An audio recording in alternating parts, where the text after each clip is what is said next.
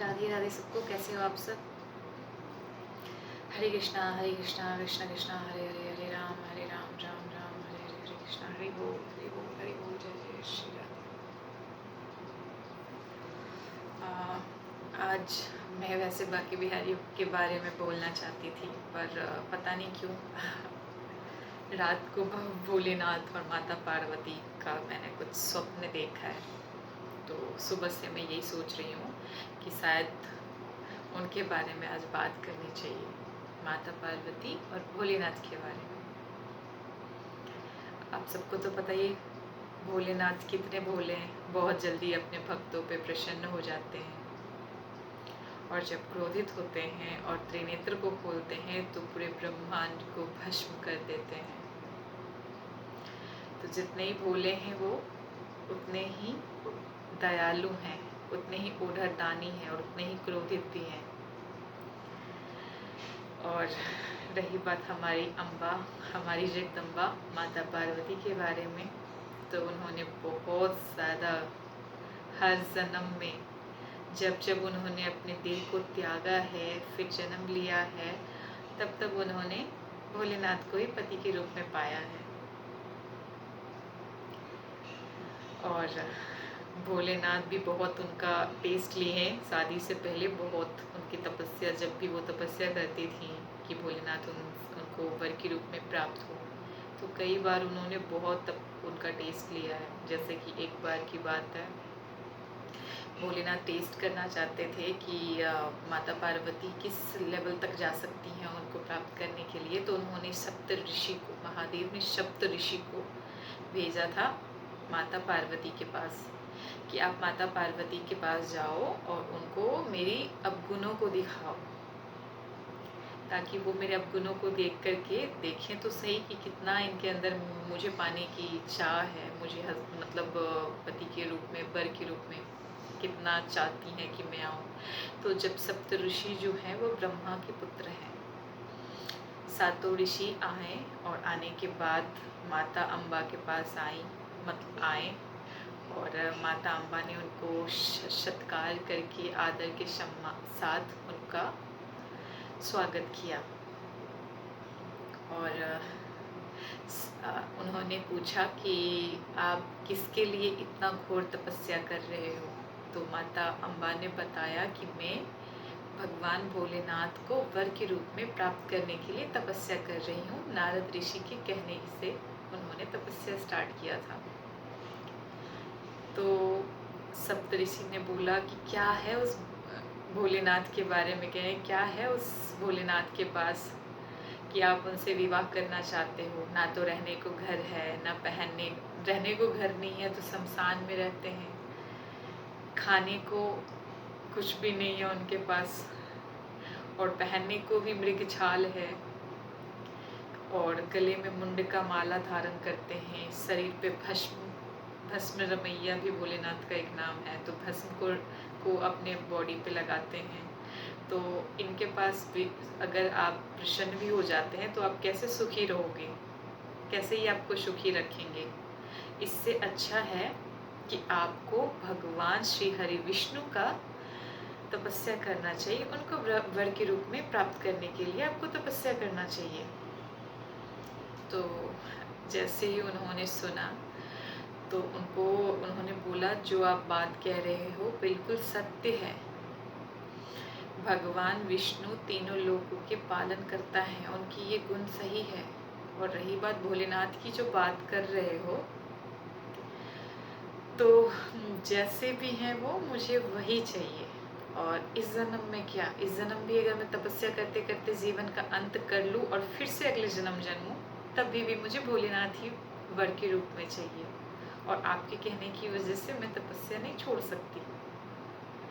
और पता है आपको, तपस्या करने के दौरान माता पार्वती ने बेल पत्र, जो सूखे हुए बेल पत्र होते जो पेड़ से गिरने के बाद सूख जाते हैं, तो वो बेल पत्र खा खा के वो तपस्या करती थी, एकदम सूख के लकड़ी की तरह हो गई थी। क्योंकि उनके लिए सबसे इम्पोर्टेंट चीज़ था कि भोलेनाथ को प्रसन्न करना है पंचाक्षर मंत्र के द्वारा, ओम नमः शिवाय, ओम नमः शिवाय। उनके लिए खाना खाना या राजमहल में रहना या फिर किसी और पुरुष के बारे में अपने मन में विचार लाना बिल्कुल भी नहीं था। तो जब सप्तऋषि ने समझ लिया कि इनकी तो परीक्षा लेने से भी कोई फायदा नहीं है, इन्होंने तो एकदम बस उनको ठान लिया कि वर के रूप में पाना है तो पाना है। फिर सप्तऋषि थक के वापस आ गए हैं और भोलेनाथ से बोलते हैं कि माँ अम्बा आपको तो कभी छोड़ नहीं सकती हैं। पूर्व जन्म में जब वो माता सती के रूप में बनी थी तब भी वो आपकी ही थी, माता पार्वती बन के भी वो आप ही की हैं, और इस जन्म के बाद जो अगले जन्म लेंगी गौरी माता वो भी आप ही की होंगी। उमापति महादेव जब उमा के रूप में उन्होंने जन्म लिया था तब भी भोलेनाथ को ही पति बनाया था। तो कुछ लोग कहते हैं कि भोलेनाथ ने माता पार्वती के 5 बहनों से विवाह किया। नहीं, वो बहन नहीं थी, वो बार बार जन्म लेती थी अलग अलग रूप में, अलग अलग नाम से। तो जब भी उन्होंने जन्म लिया है तो भोलेनाथ को ही पति के रूप में पाया है। तो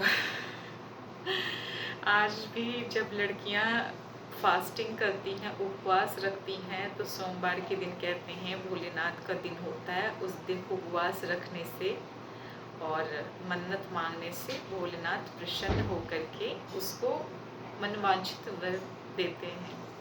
तो आजकल तो शहरों की बात कह नहीं सकती, पर गांव की अगर बात करें तो आज भी बहुत सी ऐसी कुमारी कन्याएं हैं जो सोमवार का व्रत रखती हैं भोलेनाथ की तरह, भोले पति की इच्छा करके कि भोला पति हो, भोलेनाथ की तरह सुंदर हो। और जब भोलेनाथ गए थे विवाह करने के लिए तो जब देखा बैल्कनी से खड़ी होकर के माता मैना, तो उन्होंने देखा कि भगवान श्री हरि विष्णु बाराती में हैं, ब्रह्मा जी हैं, नारद जी हैं, सप्तऋषि हैं, एक से एक महान वेदों के ज्ञाता हैं। और इतना सुंदर बारात को देख करके माता मैना बहुत प्रसन्न हो गई। सोचा कि जिसका बाराती इतना सुंदर है उसका वर कितना सुंदर होगा, तो वर को देखने के लिए ललायित हो गई। और जब वर को देखा तो देख रही हैं कि उनके साथ जो लोग हैं तो भूत हैं, प्रेत हैं, सांप है। और भूत का भी रूप कैसा, किसी के 10-10 मुंह हैं, किसी के भूत के मुंह ही फेस ही नहीं है, सिर्फ उसका गला तक है। किसी के 10 हाथ है, किसी के एक भी हाथ नहीं है। कोई हंस रहा है, कोई रो रहा है, कोई नाच रहा है, कोई जमीन में लेट रहा है। ऐसे ऐसे बाराती को भी देखा बीच में भगवान सबके साथ में। और जब भोलेनाथ का रूप देखा तो ये जटाजूट लेकर के, भस्म रमा करके पूरे बॉडी पे उन्होंने भस्म को रमाया हुआ था और मुंडों की माला पहना हुआ था, कमर में वृक्ष छाल पहना था, हाथ में धनुष, त्रिशूल, डमरू धारण करके आए थे विवाह करने। माता मैना ने जैसे ही उस भोलेनाथ के रूप को देखा वो तो बेहोश हो गई कि नहीं, मेरे को इससे अपनी पुत्री का विवाह नहीं करवाना। बहुत ही मुश्किल से उनके रिश्तेदारों ने उनको होश में लाया, पानी वानी डाल करके, और जब होश आया तो फिर वो मूर्छित अवस्था में पड़ गई। बार बार लोग कोशिश कर रहे हैं कि होश में आए। भगवान भोलेनाथ को परछ, हमारे मिथिलांचल में कहते हैं जब लड़का शादी करने आता है तो उसको परिछन होता है, परिछन करके उसको अंदर लाते हैं दरवाजे से। तो परिछन के लिए उनको मतलब होश में आएंगी तभी तो दूल्हे को परछेंगी। तो उनको होश में लाया जा रहा है। और जब होश में आती हैं तो कहती हैं मुझे ऐसे बरसे शादी नहीं करवानी, अपने बेटी की ज़िंदगी भर ऐसे ही रखना है। पर मैं ऐसे बूढ़े रूप ले चुके थे भोलेनाथ, बुढ़ापा वाला रूप लेके, बोलता है ऐसे बूढ़े बर के साथ तो मैं कभी भी विवाह ना करूं, और अगर करनी ही पड़ेगी तो मैं पहाड़ पे जाकर के अपनी पुत्री के साथ आत्महत्या कर लूँगी, पर ऐसे भूत प्रेत वाले बाराती के साथ मैं कभी भी ऐसे बर के साथ विवाह नहीं कर सकती अपनी पुत्री की। तो मेरी कितनी सुंदर पुत्री हैं, जिस चाँद के अंदर भी दाग होता है, पर मेरी पार्वती इतनी सुंदर है, इनके अंदर थोड़ी सी भी कोई कमी आज तक नहीं दिखी, तो इनके लिए वर भी तो ऐसा ही होना चाहिए। ये कैसा भूत प्रेत को लेके बाराती में आया है, मैं नहीं कर सकती। फिर नारद जी आए, नारद ने बोला कि ये सिर्फ एक एक्टिंग कर रहे हैं, ये बहुत सुंदर हैं, इन्होंने पता नहीं क्यों ऐसे रूप ले लिया है, बाराती में आकर के शादी के लिए कोई ऐसा रूप नहीं लेता है, पता नहीं क्या लीला कर रहे हैं। रुको मैं जाके एक बार भोलेनाथ से बात करके आऊँ।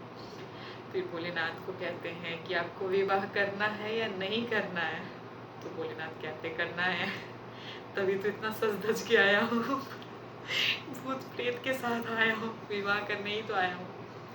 बोलते हैं आपके इस रूप को देख के आपकी होने वाली सास मूर्छित पड़ रही हैं, अगर आपको विवाह करना है तो अच्छे से सुंदर रूप में आ जाओ, नहीं तो आपका विवाह कैंसिल हो जाएगा।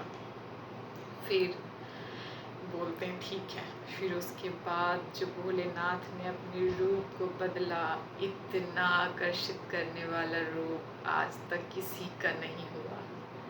वो 16 वर्ष की अवस्था में भगवान भोलेनाथ बुढ़ापे से 16 वर्ष की अवस्था में आए। इतनी सुंदर से उनका गले में माला का श्रृंगार था, और इतने सुंदर रूप को देख करके सारे लोगों ने जो देखा था वो लग रहा था सपना है, यही बस सच है। फिर उस रूप को जब माता को दिखाया नारद जी ने कि देखो माता, उन्होंने तो बस एक लीला किया था महादेव ने, ये है उनका असली स्वरूप। अब बताओ, क्या अभी भी आप अपनी पुत्री का विवाह नहीं करवाना चाहोगे भगवान भोलेनाथ के साथ? तो माता प्रसन्न हो गई और फिर उसके बाद उनको परसने के बाद फिर अंदर लेके फिर विवाह किया था। तो वो मजाक भी करते हैं, क्रोधित भी होते हैं, शांत भी हैं और मौन भी रहते हैं। योग में अगर पहुंचते हैं तो युग खत्म हो जाता है, पर उनकी योग खत्म नहीं होती।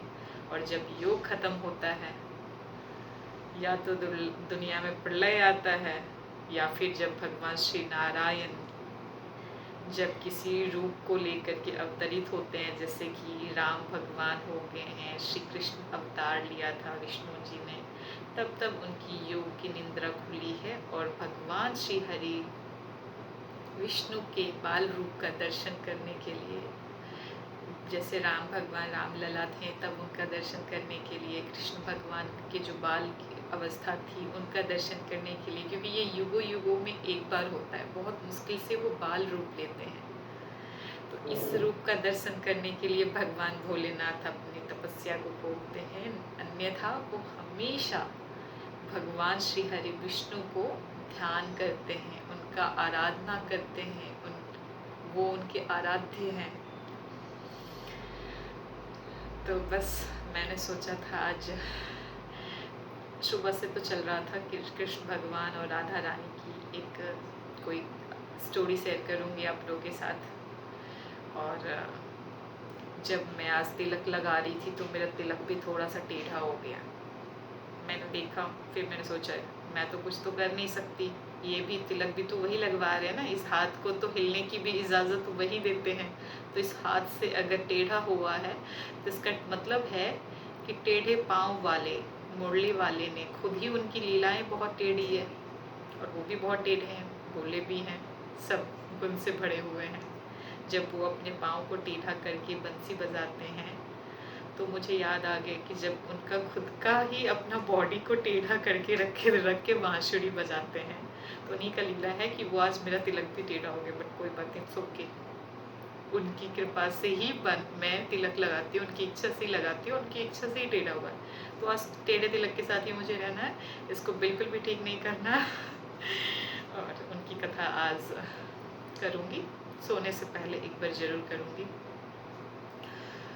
फिलहाल भोलेनाथ और माता पार्वती की ये सुंदर सी कहानी आप लोगों के साथ शेयर किया, और उम्मीद करती हूँ आप लोग इस स्टोरी को लाइक करोगे। नहीं भी करोगे कोई बात नहीं, क्योंकि आप तो कुछ कर ही नहीं सकते हो बिना उनकी इच्छा की। तो उनकी इच्छा होएगी जब भी आपको स्टोरी पसंद आएगा, अदरवाइज नहीं आएगा। तो कोई बात नहीं, जो होना है अच्छी के लिए होना है। सो तब तक के लिए अपना ख्याल रखना, हरि नाम का कीर्तन और हरि स्मरण करते रहना। राधे राधे। जय श्री राधा कृष्णा, हरे कृष्णा, हरि बोल, जय जय श्री राधे, श्री राधे।